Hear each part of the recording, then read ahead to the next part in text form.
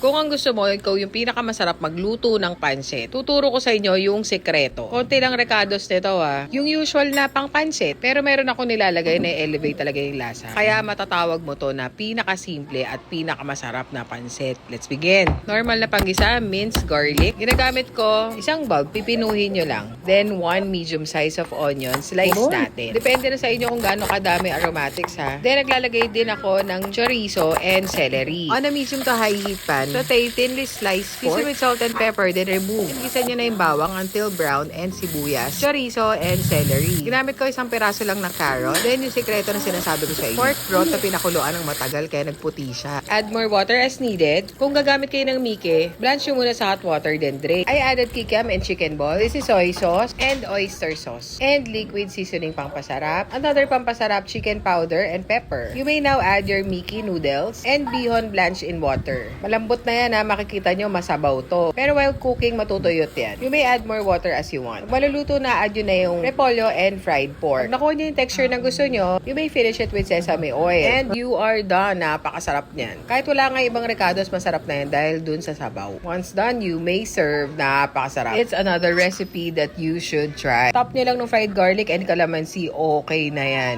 Special pancit na kaagad yan na mai-enjoy ng buong family. Share nyo to